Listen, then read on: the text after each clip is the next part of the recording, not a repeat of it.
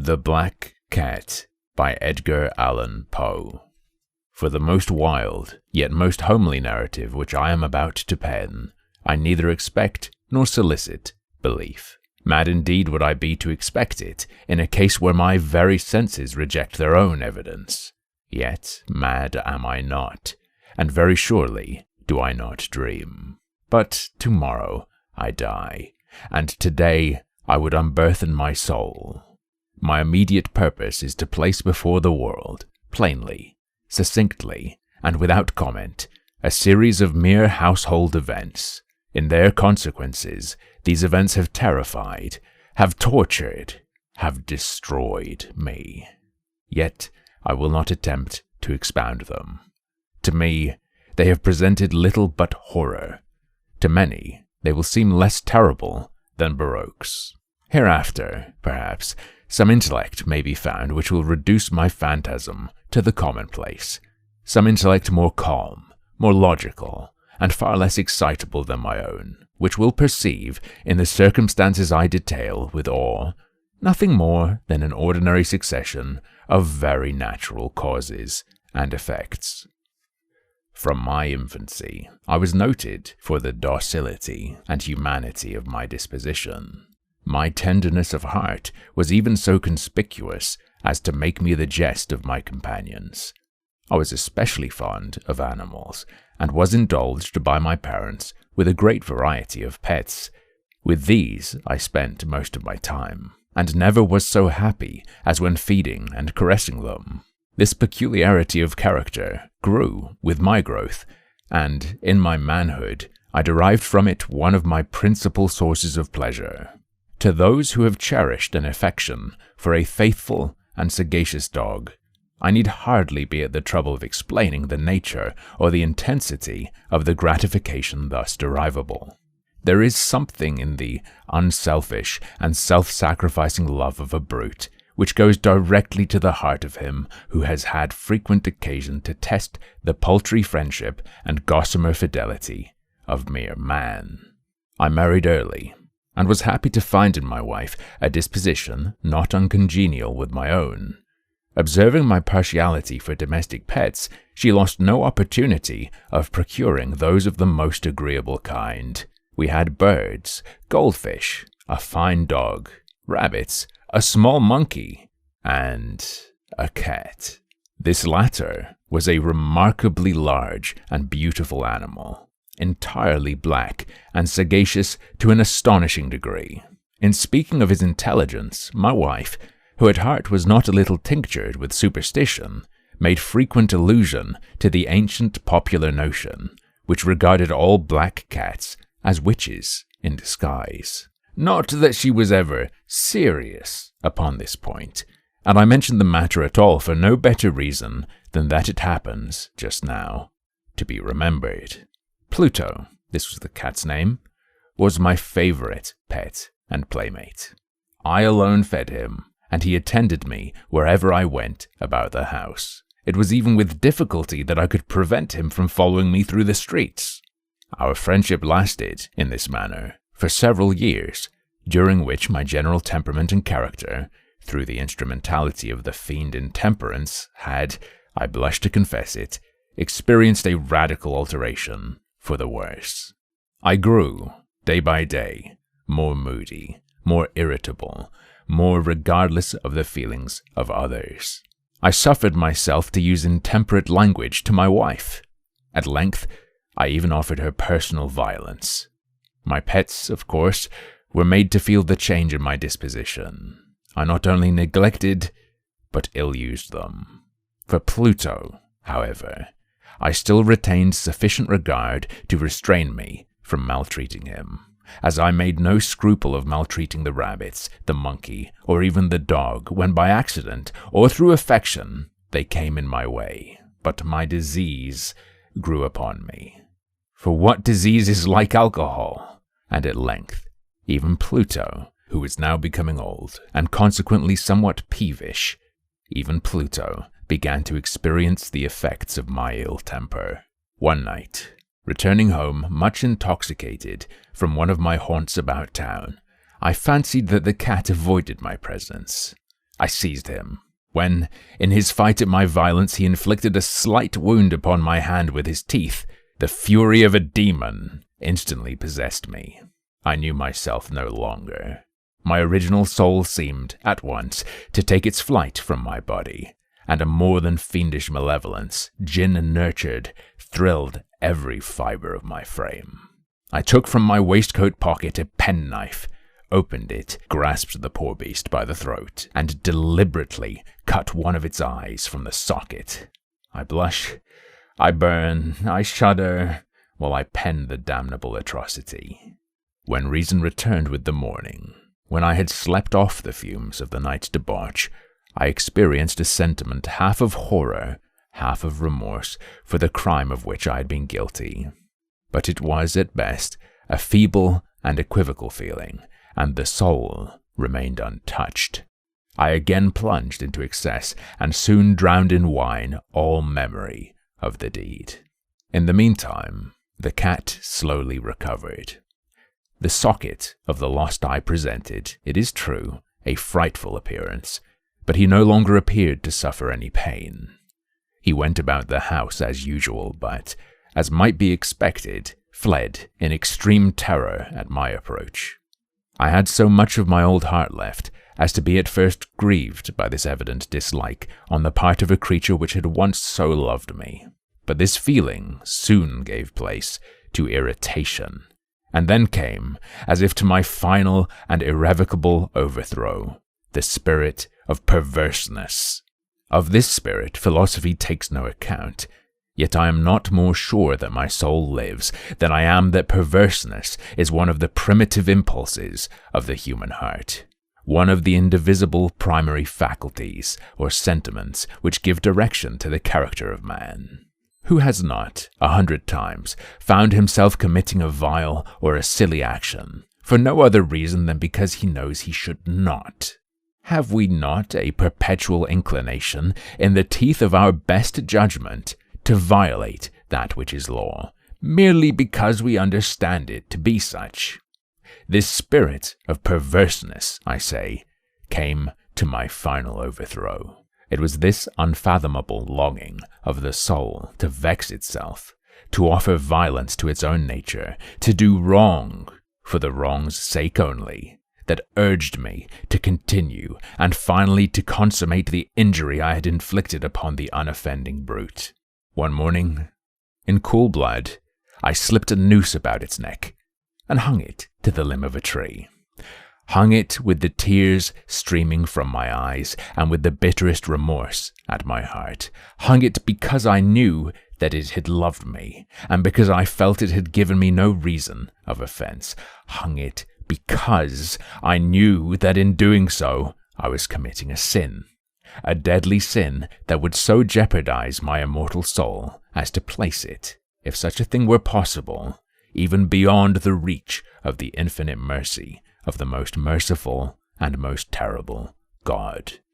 On the night of the day on which this cruel deed was done, I was aroused from sleep by the cry of fire. The curtains of my bed were in flames. The whole house was blazing. It was with great difficulty that my wife, a servant, and myself made our escape from the conflagration. The destruction was complete.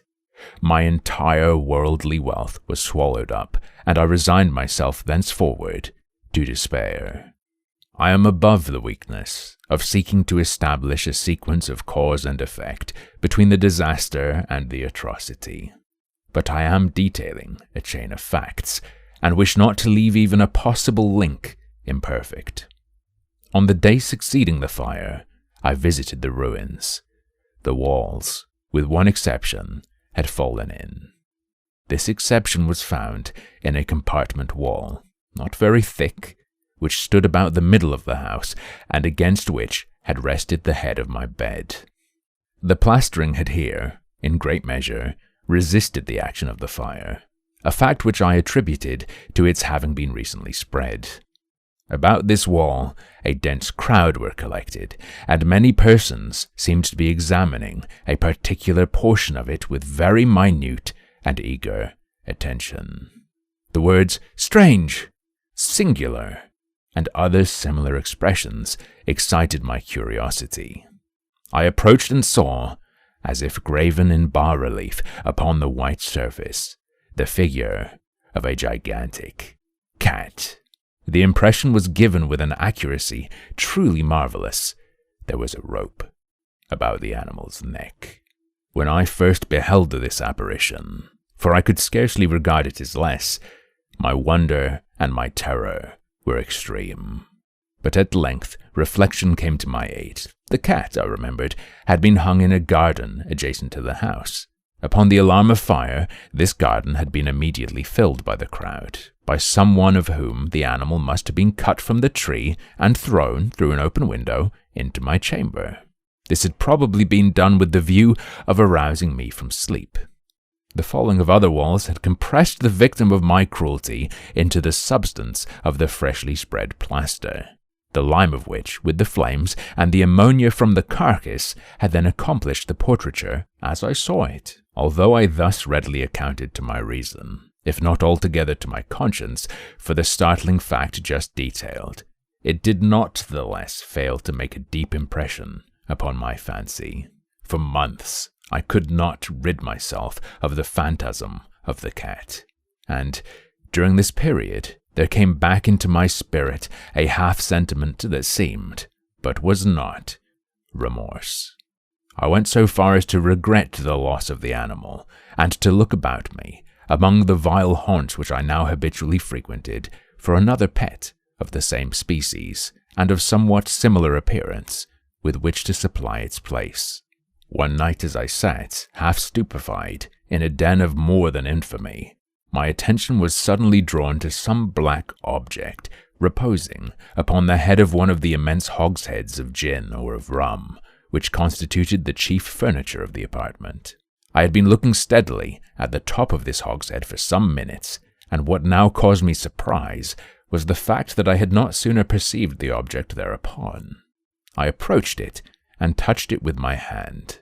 It was a black cat, a very large one, fully as large as Pluto, and closely resembling him in every respect but one. Pluto had not a white hair upon any portion of his body, but this cat had a large, although indefinite, splotch of white, covering nearly the whole region of the breast. Upon my touching him, he immediately arose, purred loudly, rubbed against my hand, and appeared delighted with my notice. This, then, was the very creature of which I was in search. I at once offered to purchase it of the landlord, but this person made no claim to it, knew nothing of it, had never seen it before. I continued my caresses, and, when I prepared to go home, the animal evinced a disposition to accompany me. I permitted it to do so, occasionally stooping and patting it as I proceeded.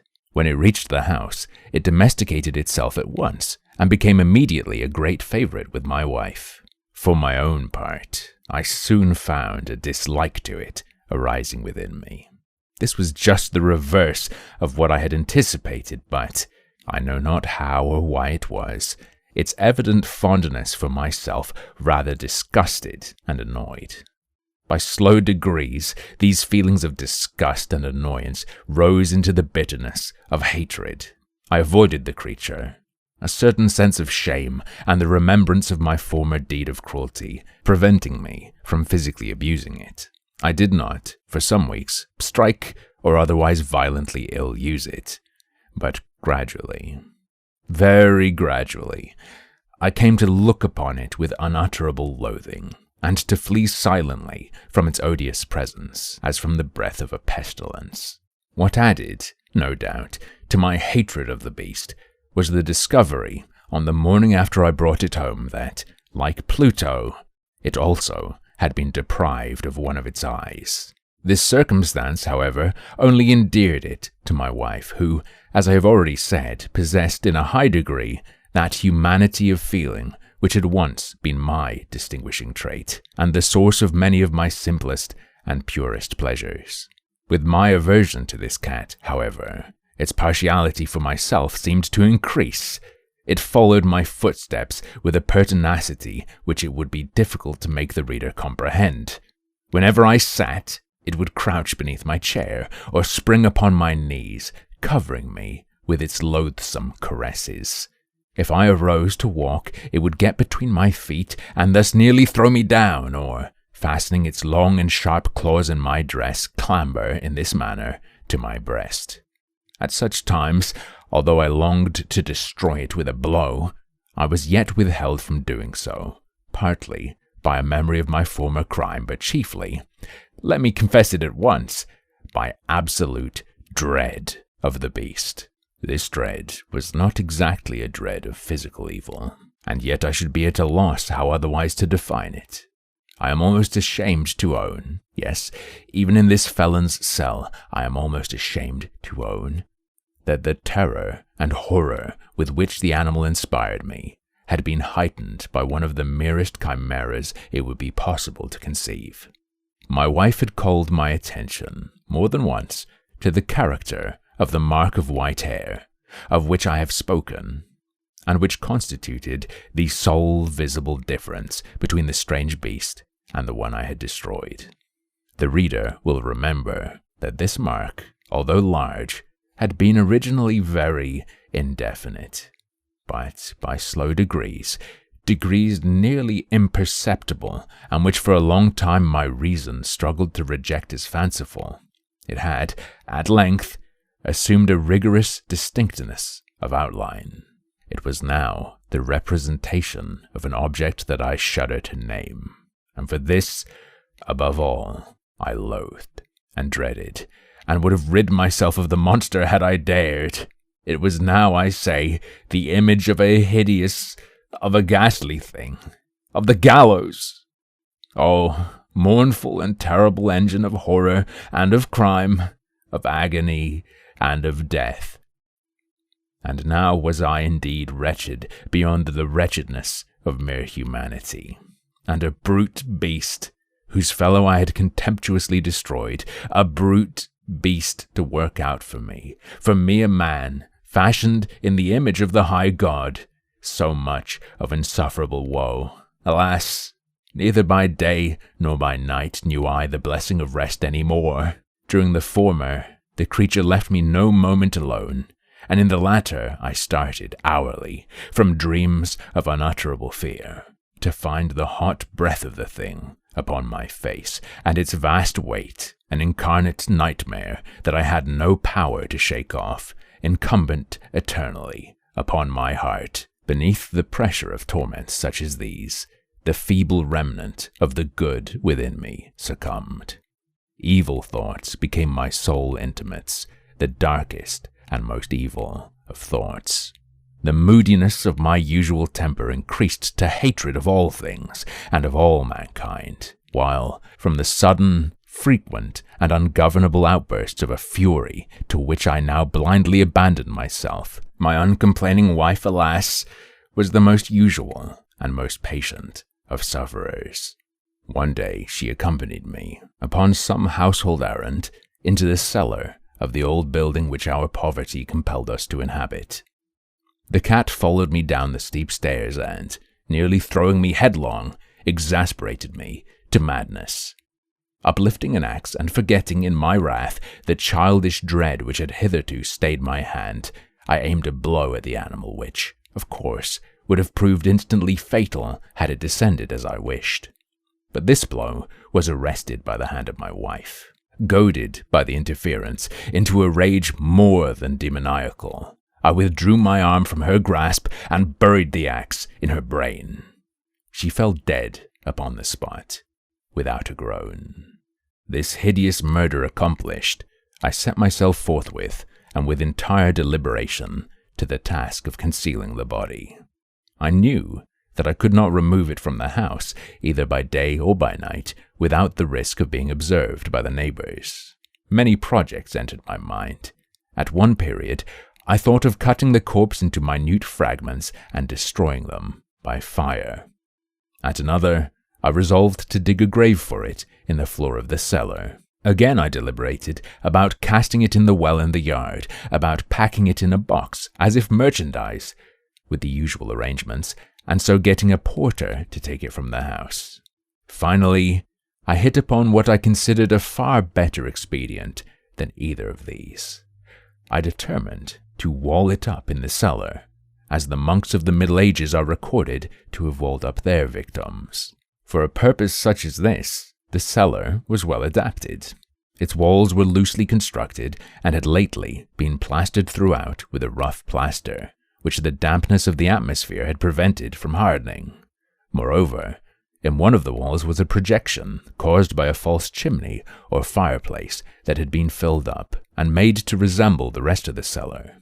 I made no doubt that I could readily displace the bricks at this point, insert the corpse, and wall the whole up as before so that no eye could detect anything suspicious. And in this calculation I was not deceived.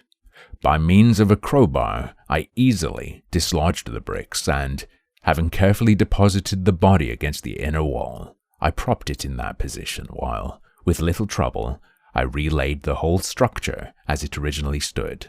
Having procured mortar, sand, and hair with every possible precaution, I prepared a plaster which could not be distinguished from the old, and with this I very carefully went over the new brickwork. When I had finished, I felt satisfied that all was right. The wall did not present the slightest appearance of having been disturbed. The rubbish on the floor was picked up with the minutest care. I looked around triumphantly and said to myself, "Here at least, then, my labor has not been in vain." My next step was to look for the beast which had been the cause of so much wretchedness, for I had, at length, firmly resolved to put it to death. Had I been able to meet with it at the moment, there could have been no doubt of its fate, but it appeared that the crafty animal had been alarmed at the violence of my previous anger, and forbore to present itself in my present mood. It is impossible to describe or to imagine the deep, the blissful sense of relief which the absence of the detested creature occasioned in my bosom. It did not make its appearance during the night, and thus for one night at least, since its introduction to the house, I soundly and tranquilly slept.